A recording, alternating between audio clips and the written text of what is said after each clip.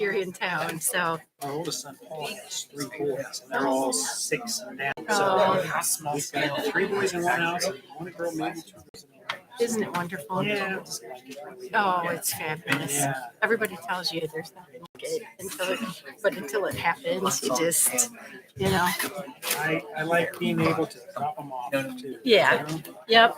I mean, seriously, that's a blessing. I just don't have any stamina. Yeah, they are a handful. Well, we watch them all every other Friday, Okay. so it's So interesting. you know all about that. Yes. Yes. So it's busy. All right, there you go. Thank you. I'm gonna send my proposal, just my proposal Wednesday morning.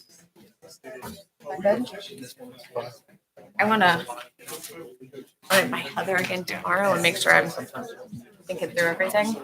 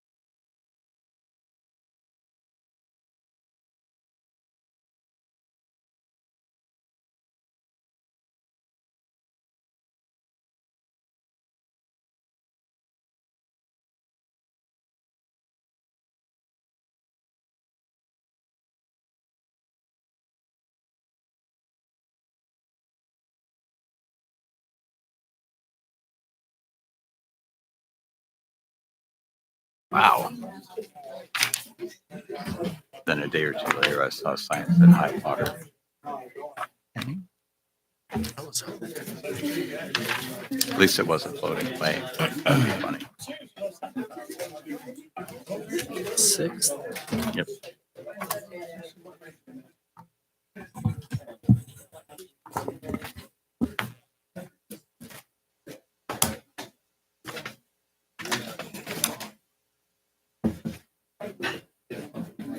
good. We're good. You ready? My job at the parks. All right, would you please rise and join me in the Pledge of Allegiance? I pledge allegiance to the flag of the United States of America and to the republic for which it stands, one nation, under God, indivisible, with liberty and justice for all. All right. Thank you, everyone, for joining us this evening. Jody, could you call the roll, please? Dennis. Here. Harold. Here. Hollenbaugh. Here. Odoricio. Here. Phipps. Here. Robinette. Here. Robando. Here. Okay. The minutes from our meeting on February 21st were distributed prior to this evening for your perusal. Are there any additions or corrections to those minutes? Hearing none, do I have a motion to approve? So moved. Second. Properly moved and seconded. All in favor, say aye. Aye. Opposed, same sign. Okay, correspondence. Jody, do we have correspondence this evening? Yes, there were 3 items received. The financial budget summary report for the month of January 2023 was received and distributed to council prior to this evening's meeting. The mayor is requesting confirmation of reappointments to the Wood County Transportation Improvement District. The reappointments are for Joe Fawcett, Megan Newlove, and Mike Rywalski. They will serve through March 31st, 2025. The reappointments are effective April 1st, 2023. Do I have a motion to approve the reappointments? So moved. Second. Properly moved and seconded. All in favor, say aye. Aye. Opposed, same sign. Okay, and then distributed prior to the meeting from the Park and Recreation Department is a change to the non-resident daily pool pass fee. All right. Very much. That brings us to. That requires oh. a motion. Oh, does it? Second and a voice vote, yes. Okay, do I have a motion Mr. to President? approve? Yes. I propose that we enact this proposal, or I motion that we enact this proposal. Okay, Second. properly moved and seconded. All in favor of approving the fees? Say aye. Aye. Opposed, same sign. Okay. All right. Now lobby visitations. Is there anyone that signed up for lobby visitations solely for the purpose of ceding their time to someone else? If you would give Jody your name, we will just not restrict time, and then you don't have to cede your time. So who do we need to? In faith.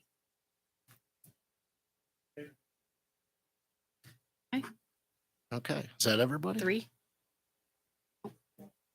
2, 4, gotcha. Thank you. All right. So we will not be limiting lobby visitation to 2 minutes this evening. Who do we have first? Margaret Baker. Okay, and if you could give your name and address, please, for the record. My name is Margaret Baker. I reside at 221 Eberly Avenue. And I just have a notice about an upcoming event that I'd like.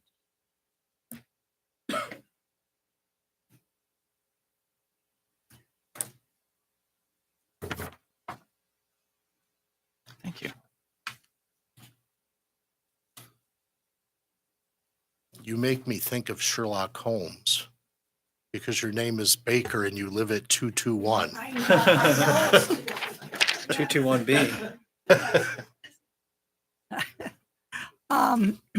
I'm here to represent the Bowling Green League of Women Voters to let all citizens and the council know that on March 16th of this year from 7 to 8, there's going to be an open forum about the impact of school vouchers on public education. And the presentation there will be a panel discussion and then questions from the audience. There will be 2 superintendents there. Matt Geha, superintendent of Springfield Schools, and Tom Hostler, Springfield of Perrysburg Schools, and 2 treasurers, Adam Cook, who's from Sylvania Schools, and he was a former superintendent of Otsego Schools. and then Cassidy Schuler, the treasurer of the Bowling Green City Schools. So we encourage everyone to come. I have a few flyers if you need that information. Okay, thank you. Okay, Thank Thank you. you very much. Winnie Rex.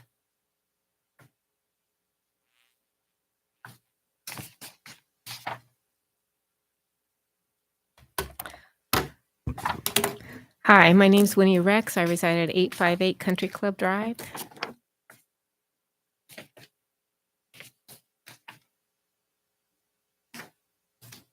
Okay, to go ahead. Oh, yeah. My remarks tonight are intended to clarify a few issues about citizen involvement in the zoning process prior to the public forum that the council is planning for March 23rd. The view seems to be that Bowling Green residents had more than adequate opportunities for input to the zoning code update now under consideration by the city council.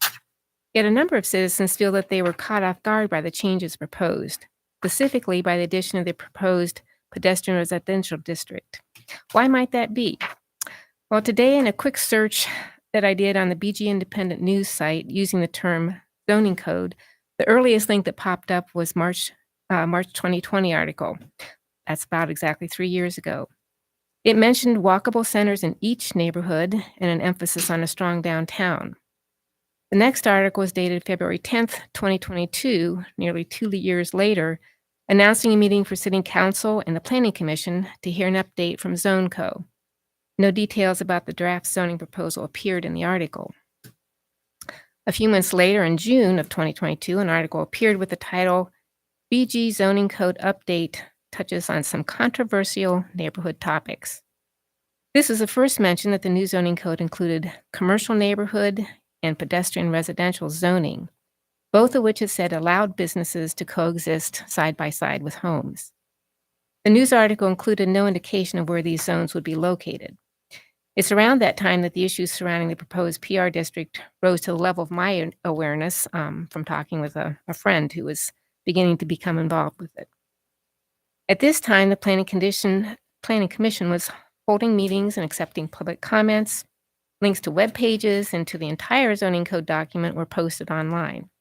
Yes, some citizens may have caught the headlines in the news media, and a few may have followed the links to find and actually read the 100-plus page document. But I suspect that many were only slowly becoming aware that major changes to the character of our central residential neighborhoods were being proposed. Yes, opportunity for comments by the Planning Commission was offered for those now aware of the proposed changes, but giving the public an opportunity to comment on the completed draft document is hardly the same as involving citizens from the beginning in the development of its content. But you may say, the public had opportunities for participation in earlier documents that proposed many of the same changes. Actually, it was only under the 2018 Community Action Plan that there was true citizen consultation prior to writing of the plan. Consultation with neighborhood residents was directly sought by the Camiro's representatives, in contrast to ZoneCo's apparently hands-off approach. In addition, it's simply not true that these earlier planning documents all called for mixed residential and commercial uses in the area now proposed as a PR district. The 2014 land use document envisioned allowing only ADUs and a modest increase in housing options for Ward 1.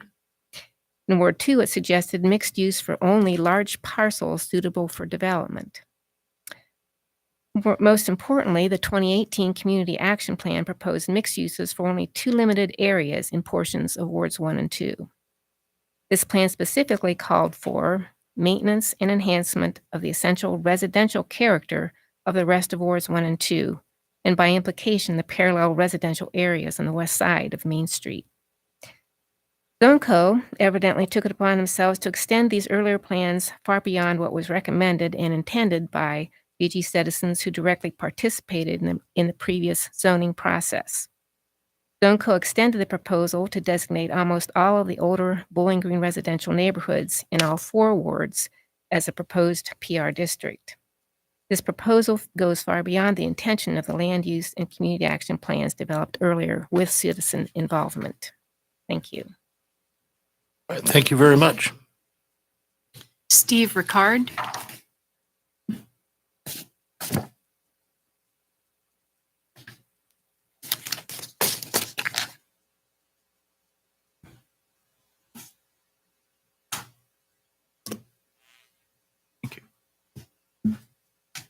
Thanks.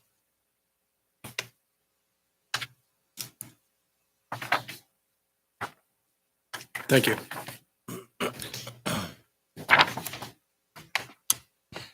Good evening, Steve Rickard, 502 West Worcester Street. A couple caveats before I begin this presentation. First of all, as a former English teacher, a retired English teacher, I hesitated passing out the script before I gave it, but because students tend to read what's in front of them.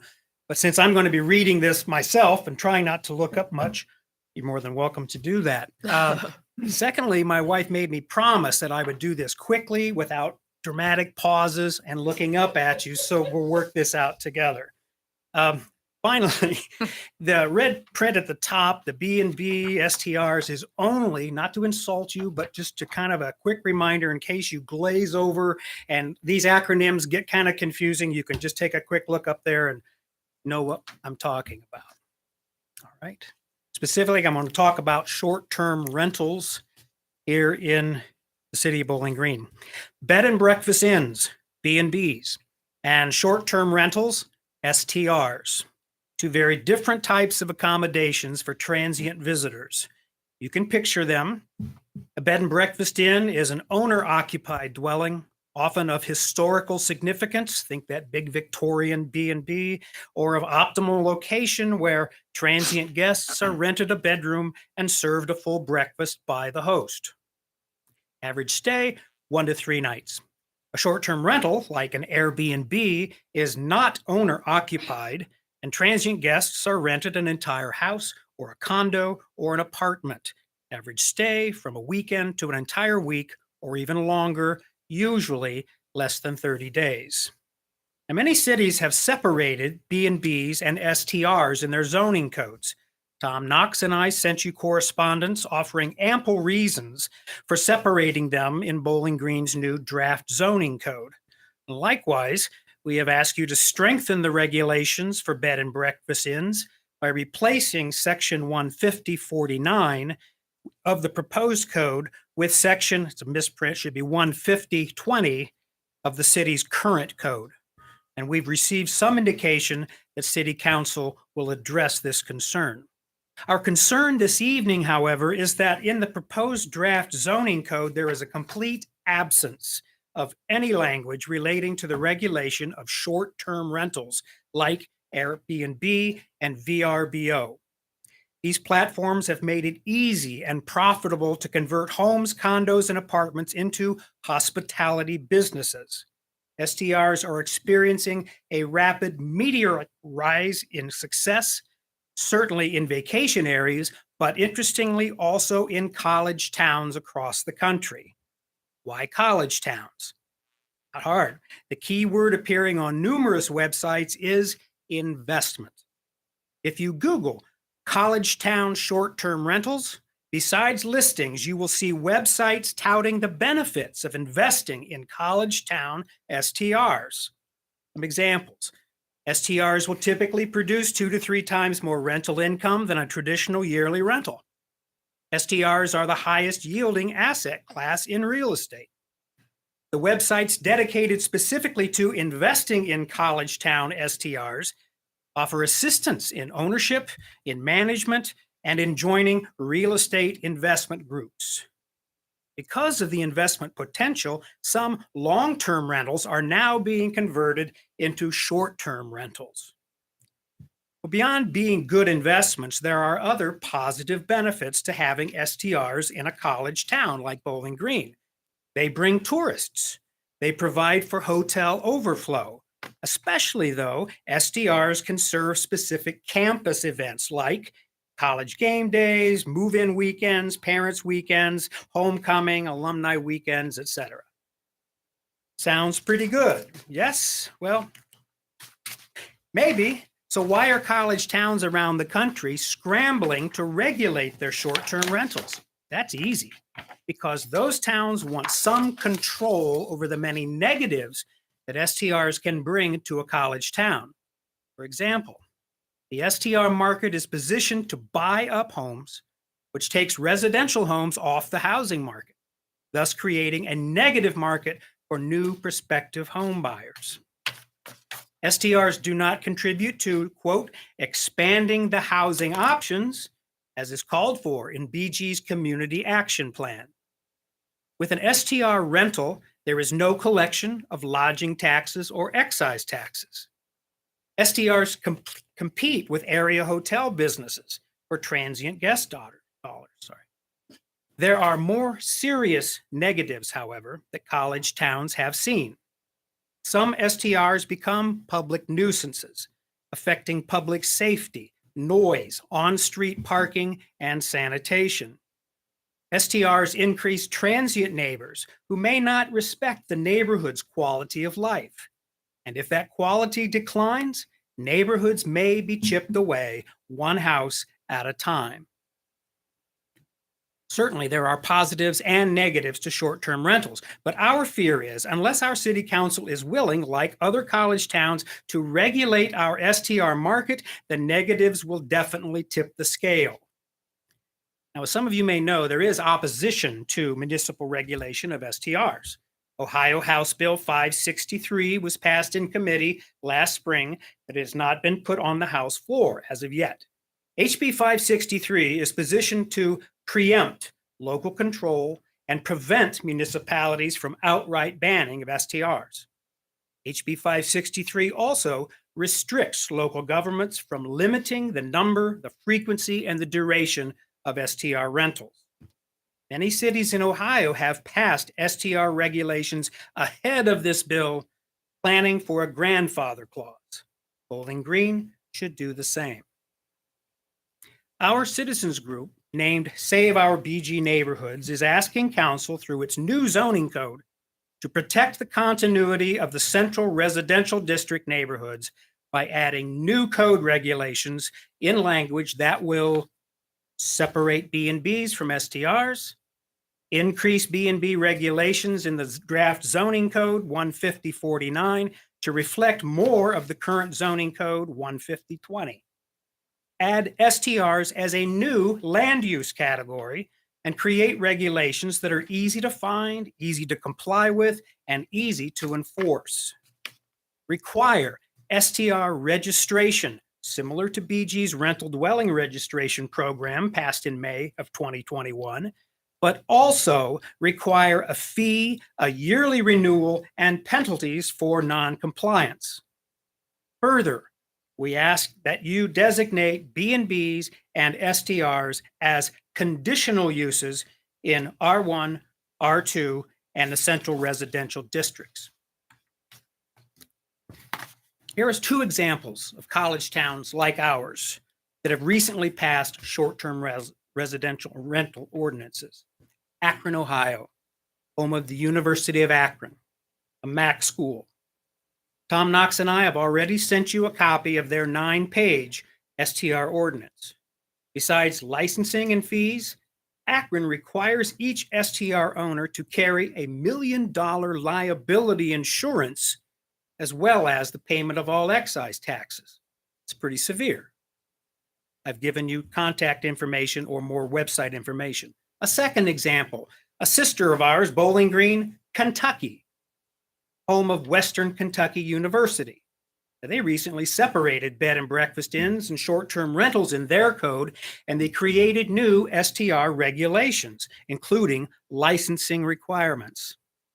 Interestingly, Bowling Green, Kentucky's municipal website also welcomes STR investors to their community in the form of an online short-term rental information brochure describing how to turn a property into an STR, and a color-coded short-term rental map that clearly illustrates where each type of STR can be located or where they are prohibited. And I've partially copied an attachment that's on the back side of this page, just so you can look at it at some point. In closing, there are 5 Mid-American Conference college towns in Ohio. Bowling Green is the only one that has no regulations for its short-term rental market.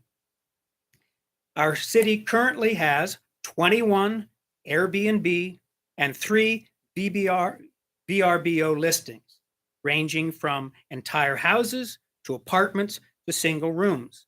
And those listings are scattered throughout Bowling Green, with the majority located in the Central District, obviously close to campus and close to downtown.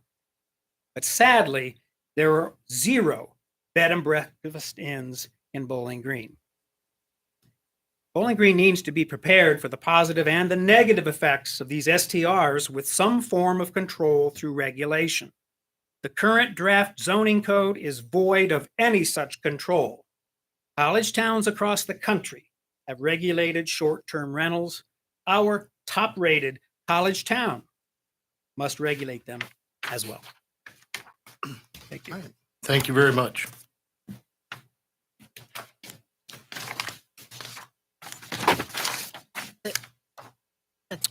Okie dokie. That brings us to the introduction of new legislation. Yes, Mr. President. Mr. Robinette. From the Finance Committee, I have one resolution and one ordinance. First, a resolution strongly urging the Ohio Governor and members of the Ohio General Assembly to restore the local government fund to pre-recession levels, and an ordinance providing supplemental appropriations for the current expenses and other expenditures of the city of Bowling Green, Ohio during the fiscal year beginning January 1, 2023 and ending December 31, 2023. Mr. President, Ms. Phipps. from the Planning, Zoning, and Economic Development Committee, I have an ordinance dedicating right-of-way for Woodgate Drive and declaring an emergency. All right. Official reports, Mr. Mayor. Thank you, Mr. President. Good evening, Council. I wanted to comment briefly on the resolution just introduced by Council this evening, urging the governor and the state legislature to consider restoration of the local government fund. Lori has done a very, very good job of kind of providing a little historical context to the LGF and also some of the reasons why we would consider such a resolution at this time. A couple of the highlights that Lori shared is that really the context for this is the fact that the General Assembly is beginning to prepare their fiscal year 24-25 operating budget. And this does certainly seem like an appropriate time to advocate for the restoration of these funds. I also found it interesting that the local government fund dates back to 1934 when the state first introduced the sales tax. As you can imagine, since the implementation of this revenue sharing, local communities like Bowling Green have become dependent on these funds. It's a means to provide really vital services to their residents. Bowling Green is no different. One component of the resolution points out that since it's the implementation of the reduction of local government assistance in the recession, the impact on Bowling Green's cumulative loss exceeds over $6 million. It doesn't take too awful much to think of how those funds would have benefited our efforts to provide these essential services to our communities. And I certainly think that it's appropriate when you look at the state's current financial condition, the healthy balance in the rainy day fund, that it's appropriate that we would ask the state legislature to restore these local government assistance levels to pre-recession levels. So I just wanted to provide my strong support for this resolution. If council were to pass it, I will certainly sign it, and would intend then to share this with our local representatives in the state assembly in an effort to continue to advocate for the restoration of these funds. That's the end of my report, unless you have any questions. Are there any questions for the mayor this evening? Thank you very much. Thank you. Municipal Administrator, Ms. Treader. Good evening. I just want to make a quick note of thanks to Bowling Green City staff members who have been out in some of this inclement weather that we've experienced here recently, particularly last Friday night when we had an excessive amount of rain. We had a pretty extensive power outage in town. We had flooded streets. And as always, as we can count on our crews to be out there in all sorts of weather, responding quickly, efficiently, promoting safety within our community and restoring the power very quickly. So we are certainly proud of them as always and thankful to the community that supports that work. And that completes my report tonight, subject to your questions. Are there any questions for Ms. Treader this evening? Not a question, but I guess I would also thank the staff that were handling communications on Friday. Talked to several people that appreciated the update. You can turn back on. Thank you. We'll pass that along. Anything else? All right. Thank you very much. Thanks. Acting City Attorney, Mr. Marsh. Are there any questions for Mr. Marsh this evening? Okay. Public Services Director, Mr. Fawcett. Good evening. A couple things from Public Services. The first is a handout that I laid at each of your desks from the Parks and Recreation Department announcing a hiring event on March 10th from 1 to 3 at the Community Center. If you know of anybody looking for summer work, Parks is always looking for seasonal help.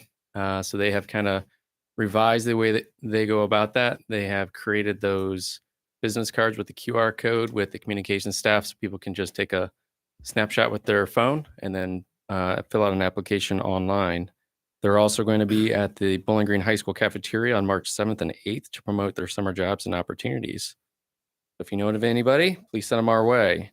And the second one is to let you know about a project that really encompasses everybody in public services as well as the utilities department.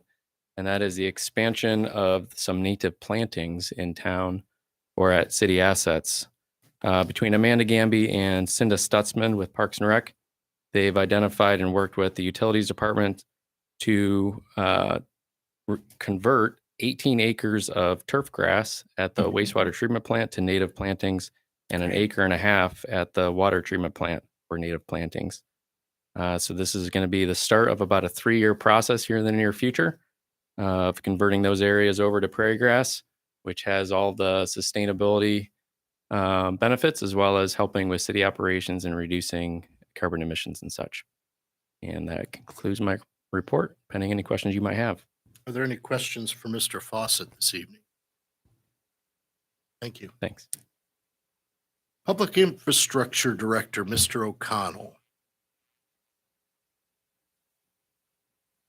Just to follow up on what Joe had said about the plantings, those areas that are going to be planted in the prairie grass or prairie areas, that area really was designated for future growth of the waste plant. So our goal long term will be, when needed, it may get converted back to usable treatment space for the waste plant. But in the meantime, if we can stop, cutting grass, every week, it'll be a benefit to our operations. So that'd be a good thing. Lori mentioned the power outage on Friday. A tree limb came down on the circuit over on by Haskins and Wooster Street, which tripped out the substation up at the Poe Road there by the fairgrounds. We also had some issues with the West Poe Road pump station, which is fed from power from that circuit, just that same area. So we had not just electric crews in that night, but our wastewater sewer crews were in dealing with the pump station problems we had. Electric division also helped with that pump station repair to get it back up and operational as soon as possible. So again, guys are out in bad weather. Really appreciate their efforts and everything that they do for us. Last thing I have for you is last week, Monday through Wednesday, I was in Washington, D.C. American Public Power Association has an annual legislative rally, and a lot of AMP members go to D.C. and not just AMP, but all of the nation that's part of the American Public Power Association. Every state sends representatives there to talk to legislative people from their state. So for Ohio, of course, it's Senator Brown and Senator Vance and Representative Latta for our area. So we met with them or their staff members for a brief period of time. Of course, they're busy people and their staffs are busy, but we talked a lot about issues that affect public power. Mostly talking about the sequestration from the federal budget standpoint.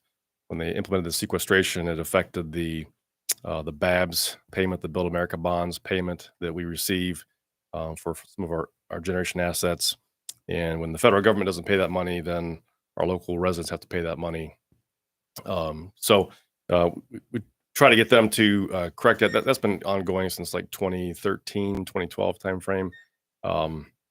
So we haven't had any success when it's Senator Brown has really been very helpful in trying to implement or introduce legislation to correct that for the Build America bonds to make the payment whole again for us. And so we're really appreciative for Senator Brown's efforts to help us in that regard.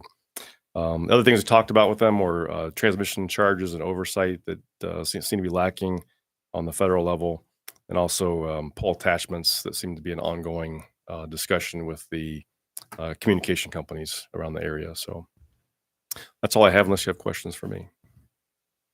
All right. So after your meeting with them, you're confident that all of these issues are going to be addressed really quickly. As fast as they were last year and the year before that. Okay. The year before All that. right. and, Well, keep banging your head on the wall. Yes. We appreciate your effort. Thank you. Any questions? All right. Thank you very much. Thanks, sir. Okay. Brings us to council committee reports. Are there any council committee reports this evening? All right. Hearing none. Jody, could you lead us in the reading of legislation? Legislation for first reading. Resolution number 3844 for first reading. Resolution strongly urging the Ohio Governor and members of the Ohio General Assembly to restore the local government fund to pre-recession levels. Mr. President, Mr. Robinette. I move to suspend the rules and give Resolution 3844 its second and third readings. Second. Properly moved and seconded. Jody? Harold, Yes. Hollenbaugh, Yes. Odericio, Yes. Phipps, Yes. Robinette, Yes. Rabando, Yes. Dennis. Yes. All right. The rules are suspended for resolution 3844. Resolution number 3844 for second and third readings. Resolution strongly urging the Ohio Governor and the members of the Ohio General Assembly to restore the local government fund to pre-recession levels. Mr. President, Mr. Robinette. I move to adopt Resolution 3844. Second. Properly moved and seconded. Is there any discussion? I think this kind of falls into the same category as Brian's trip to Washington, D.C., but we'll give it a go. Jody? Hollenbaugh, Yes. Odericio, Yes. Phipps, Yes. Robinette, Yes. Rabando, Yes. Dennis, Yes. Harold. Yes. Okay, resolution 3844 is adopted. Ordinance number 9083 for first reading. Ordinance providing supplemental appropriations for the current expenses and other expenditures of the city of Bowling Green, Ohio during the fiscal year beginning January 1, 2023 and ending December 31, 2023. Mr. President, Mr. Robinette. I move to suspend the rules and give Ordinance 9083 its second and third readings. Second. Properly moved and seconded. Jody? Odericio, Yes. Phipps, Yes. Robinette, Yes. Rabando, Yes. Dennis, Yes. Harold, Yes. Hollenbaugh. Yes, the rules are suspended for ordinance 9038. Ordinance number 9038 for second and third readings. Ordinance providing supplemental appropriations for the current expenses and other expenditures of the city of Bowling Green, Ohio during the fiscal year beginning January 1, 2023 and ending December 31, 2020. Mr. President, Mr. Robinette. I move to adopt Ordinance 9083. Second. Properly moved and seconded. Is there any discussion? Hearing none. Jody? Phipps, Yes. Robinette, Yes. Rabando, Yes. Dennis, Yes. Harold, Yes. Hollenbaugh, Yes. Odericio. Yes. All right, ordinance 9083 is adopted. Ordinance number 9084 for first reading. Ordinance dedicating right-of-way for Woodgate Drive and declaring an emergency. Mr. President, Ms. Phipps. I move to suspend the rules and give ordinance 9084 its second and third reading. Second. Properly moved and seconded. Jody? Robinette, Yes. Rabando? Yes. Dennis? Yes. Harold? Yes. Hollenbaugh? Yes. Odericio? Yes. Phipps? Yes. All right, the rules are suspended for ordinance 9084. Ordinance number 9084 for second and third readings. Ordinance dedicating right-of-way for Woodgate Drive and declaring an emergency. Mr. President, Ms. Phipps. I move to adopt the emergency clause for ordinance 9084. Second. Properly moved and seconded. Is there any discussion? Jody? Rabando? Yes. Dennis? Yes. Harold? Yes. Hollenbaugh? Yes. Odericio? Yes. Phipps? Yes. Robinette? Yes. Okay, the emergency clause is adopted for ordinance 9084. Mr. President, Ms. Phipps. I move to adopt ordinance 9084. Second. Properly moved and seconded. Is there any discussion? Jody? Dennis? Yes. Harold? Yes. Hollenbaugh? Yes. Odericio? Yes. Phipps? Yes. Robinette? Yes. Rabando? Yes. All right, ordinance 9084 is adopted. Ordinance number 9078 for second reading. Ordinance amending and adopting Chapter 50 of the codified ordinances of the City of Bowling Green relating to sewer service. Ordinance number 9079 for second reading. Ordinance authorizing the municipal administrator, public services director, and utilities director to execute agreements and enter into contracts related to financial matters, construction, infrastructure, and right-of-way acquisition and improvements for the Abbott Laboratories project and declaring an emergency. Ordinance number 9081 for second reading. Ordinance authorizing the utilities director to enter into contracts with Badger Meter for metering equipment. Ordinance number 9082 for second reading. Ordinance authorizing the utilities director to enter into contracts with Spectrum Engineering Corporation for engineering services related to electric substation 69 kV relay upgrades. Legislation for third reading. Ordinance number 9070 for third reading. Ordinance amending and adopting section 33.01G, pay bands 5 and 6 of the codified ordinances of the City of Bowling Green, Ohio regarding salary schedule established. Mr. President, Mr. Robinette. I move to adopt ordinance 9070. Second. Properly moved and seconded. Is there any discussion? Jody? Harold, Yes. Hollenbaugh, Yes. Odericio, Yes. Phipps, Yes. Robinette, Yes. Rabando, Yes. Dennis. Yes. Okay, ordinance 9070 is adopted. Ordinance number 9071 for third reading. Ordinance amending and adopting section 33.09 of the codified ordinances of the City of Bowling Green, Ohio regarding fire division composition. Mr. President, Mr. Robinette. I move to adopt ordinance 9071. Second. Properly moved and seconded. Is there any discussion? Jody? Hollenbaugh, Yes. Odericio, Yes. Phipps, Yes. Robinette, Yes. Rabando, Yes. Dennis, Yes. Harold. Yes. And ordinance 9071 is adopted. Ordinance number 9072 for third reading. Ordinance amending and adopting section 33.18 of the codified ordinances of the City of Bowling Green, Ohio regarding salaried employees not subject to overtime pay. Mr. President, Mr. Robinette. I move to adopt ordinance 9072. Second. Properly moved and seconded. Is there any discussion? Jody? Odericio, Yes. Phipps. Yes. Robinette, Yes. Rabando. Yes. Dennis, Yes. Harold, Yes. Hollenbaugh. Yes. Ordinance 9072 is adopted. Ordinance number 9073 for third reading. Ordinance amending and adopting section 33.22A6, A7, B4, and B5 of the codified ordinances of the City of Bowling Green, Ohio relating to sick leave.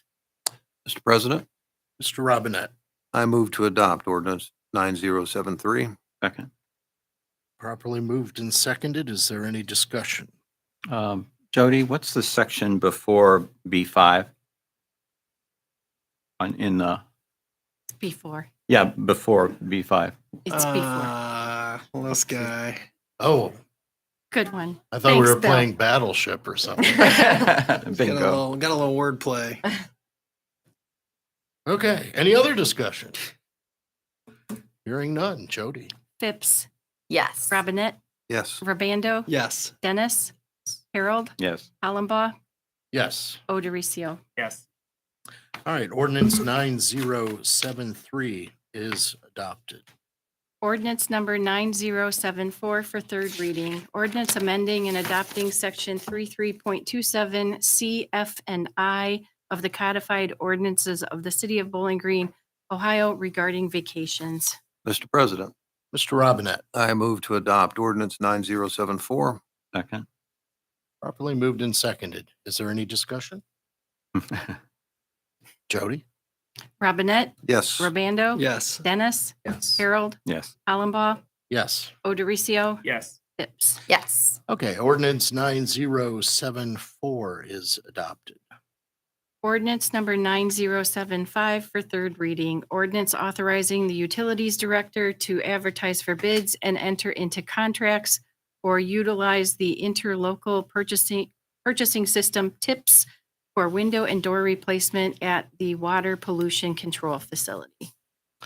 I move that we adopt ordinance 9075. Okay, properly moved and seconded. Any discussion? Jody? Urbando, Yes. Dennis, Yes. Harold, Yes. Hollenbaugh, Yes. Odericio, Yes. Phipps, Yes. Robinette. Yes. Okay, ordinance 9075 is adopted. Ordinance number 9076 for third reading. Ordinance authorizing the utilities director to enter into an agreement with American Municipal Power Incorporated for participation in the Community Energy Savings Smart Thermostat Program. I move that we adopt ordinance 9076. Second. Properly moved and seconded. Is there any discussion? Jody? Dennis, Yes. Harold, Yes. Hollenbaugh, Yes. Odericio, Yes. Phipps, Yes. Robinette, Yes. Urbando. Yes. Okay, ordinance 9076 is adopted. Does anyone have any other business?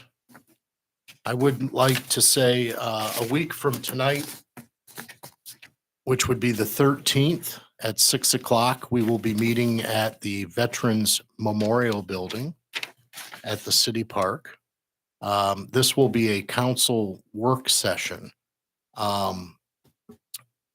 It's been a while since we've had a work session to discuss the zoning update. And the purpose of this meeting, we're not going to be voting to add or subtract things from the zoning, but this is an opportunity for council members to bring forward things that they have come up with over the last, what's it been, month and a half at least since we had a meeting. We've had a lot of emails and had a lot of citizens come in and speak to us at lobby visitation.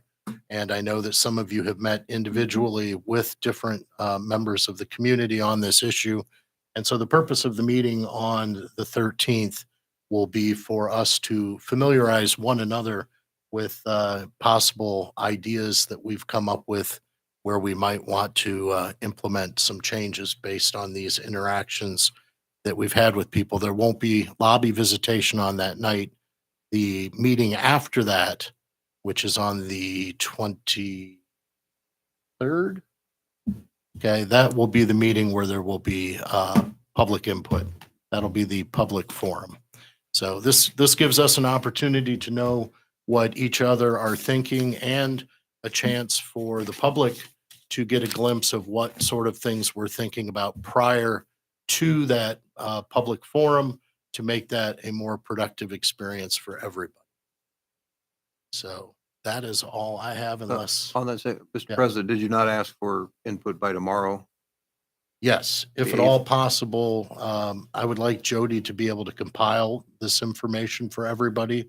So certainly if everyone could get that to her toot sweet, that would be great. Okay. All right, if I have nothing else, then do I have a motion to adjourn? So moved. Properly moved and seconded. All in favor, say aye. Aye. Opposed, same sign. All right, we are adjourned.